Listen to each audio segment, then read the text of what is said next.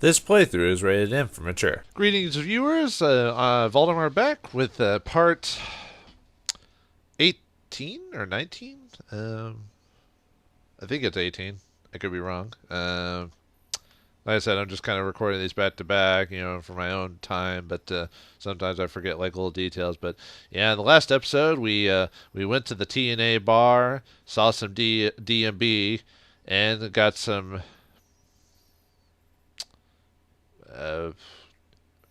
Trying to think of a version for dead bodies, but I guess that'd be DB. I was saying D. Yeah, I said DB, but I was meaning that for something else, but I'm not going to tell you what.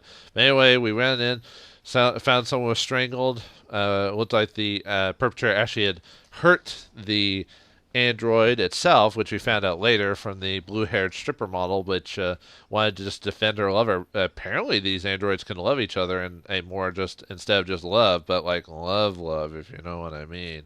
And no, not to judge, folks. Find love wherever you can. This world is messed up enough as it is, let alone telling people like what you can and can't do.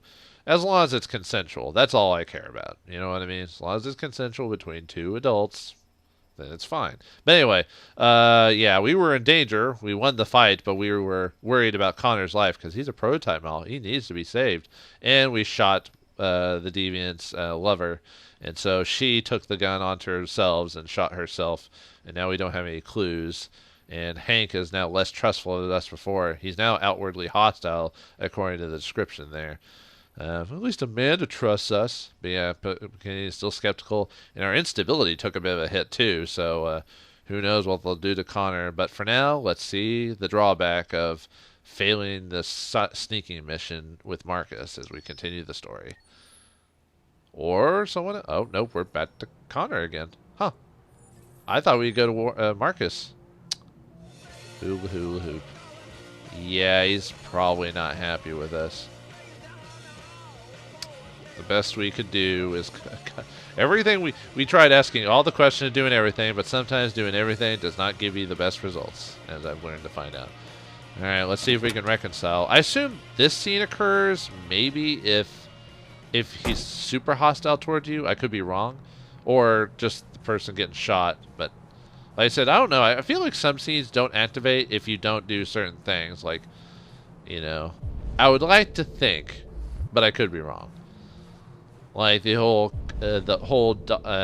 hamburger incident. I feel like that only happens if you pissed him off. But like I said, could be wrong. I don't know everything. I haven't looked up any guides or I haven't watched any videos on this, so I don't know. All I'm aware of is just the Quantic Dream setup in general, like how that work, how they usually play similarly, as far as I'm aware of. So. Alright, I gotta talk to Hank and debrief, but yeah, I feel like it's we can actually read this magazine before without being rushed about it. Well, there we go. Century. The mysterious Mr. Kamsky. Whoever that is. What happened to the man of the century? Politics and focus are American. Oh, okay, that's just repeating that. So let's read. The mysterious. Let's see. What happened? In 2028, Elijah Kamsky was our man of the century. His creations have transformed our world. Transform our world. Androids didn't just revolutionize the economy, they changed the way we live, restructured our family life, and altered the balance of society forever, whether for good or bad. So Kamsky came up with the android design and everything, or at least probably the setup for it anyway.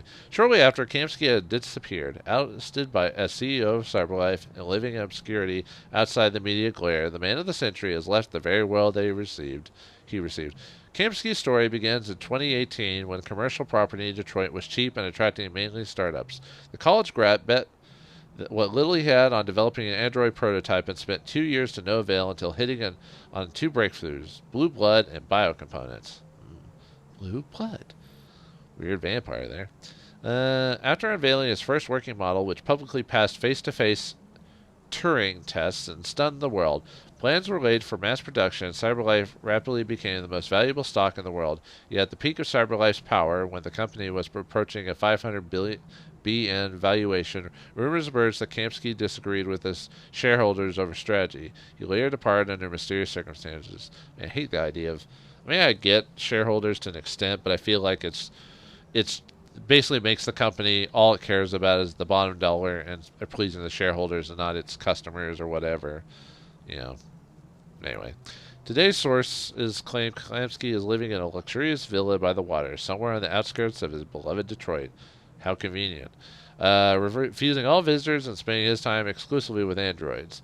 And the most interesting question remains unanswered. What is in the mind of the mysterious Mr. Klamsky? Let me guess, he's the one who founded Jericho and all that other crap. That'd be too obvious. Market predicts war. Stock exchange falls 10% on fear of Arctic conflict. President warns. Okay, that's the same. So whatever the article itself will be different. The aggregated U.S. stock exchange closed trading 10 points down yesterday, following a string of similarly poor performances in recent weeks. Financial experts are attributing this poor performance to huge devaluation of consumer stock as the market continues to bet that America will go to war over the Arctic sooner rather than later. This assessment is supported by healthy performances of military stocks, with aviation and weapon manufacturing enjoying unprecedented growth. Investors are also continuing to favor CyberLife because of its partnership with the Department of Defense to develop and supply military androids. And military is going through the war effort. You'd think that would be the save human lives, but it comes with its own problems. With Russia and the United States continuing to dominate world news and neither side likely to back down, the market is expected to continue falling. Oh boy. Yeah, I'm kind of curious how that'll resolve, because I doubt that's ever going to play into the actual plot of the main game. That's more of just a backdrop thing to just let the players know, like, hey, the world's actually a living thing, you know. Just things happen, just not that you affect it, but it's there.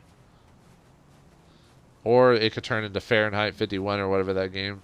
I need to look up that game next time I record, so that way I can actually know which game I'm referring to. But it's Fahrenheit something. Although I think in other countries it's called something else, but yeah, like, hopefully it doesn't end up being like that where all of a sudden the apocalypse occurs near the end of the game and you're like, what the fuck? How did we get here? You know, that type of thing. Like I said, I like that game, but all of a sudden it just, I don't want to spoil it too much, but all of a sudden it just, the last, fourth of the game, or maybe even less than that, just turns into something completely different. You're like, what the hell did we get here? Alright, anyway, I guess I don't see anything else. I guess it's time to debrief Hank. Hello, human. I see you're sitting on that bench incorrectly. So I fucked up. I'm sorry, Hank. Nice view, huh? Yep. I used to come here a lot before. I'm surprised you're talking to me. It sounds like you're hostile. I assume the hostile thing only happens at a certain point in the game. If he's hostile by a point, I think it affects the scene. But yeah, the game's basically telling if we're not careful, that scene will occur. Can I ask you a personal question, Lieutenant? Do all androids ask so many personal questions, or is it just Yes. you? Why are you so determined to kill yourself? Some things I just can't forget. Whatever I do, they're always there, eating away at me. He's trying to kill himself? What? I don't have the guts to pull the trigger, so I kill myself a little every day. Yeah, That's messed probably up. difficult for you to understand, huh, Connor? Yeah. Nothing very rational about it. True. I'd agree. Before, go back. I mean, we could tell him, but with our relationship as is, would that even do anything? Maybe we could ask him. You should stop drinking, Lieutenant. It could have serious consequences for your health. That's the idea. Well, I didn't think it would do anything, but hey, you gotta ask anyway, so.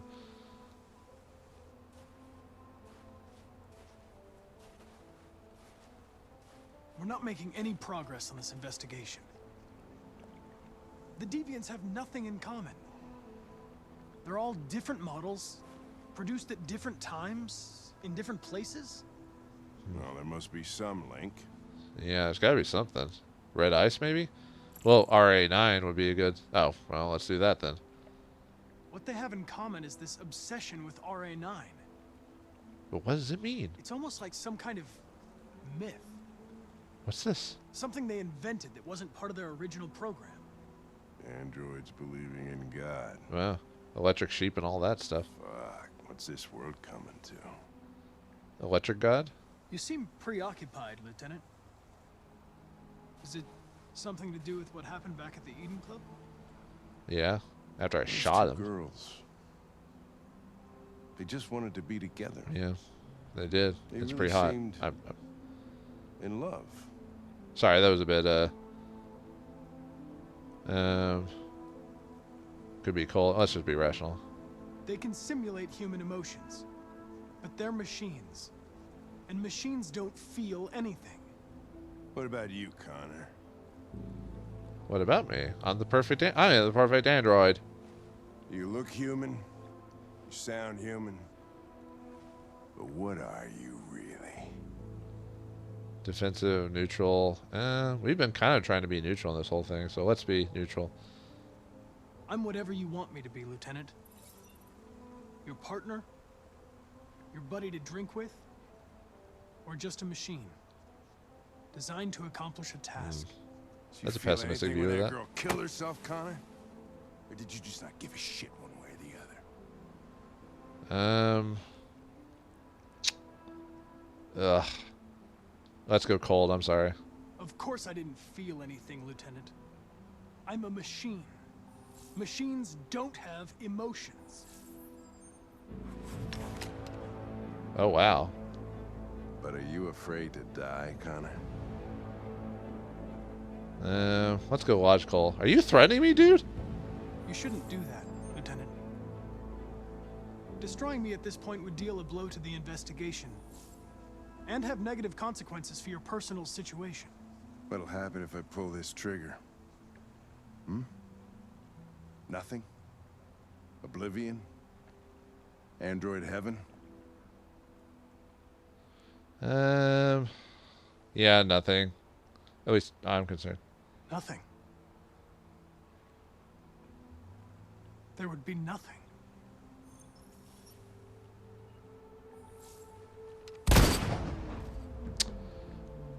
Well then. So that was the path I was talking about, folks. The Hank Unchained path. He killed me. Game over. Well, I guess the Deviants won. Sorry, folks. I died. Wow.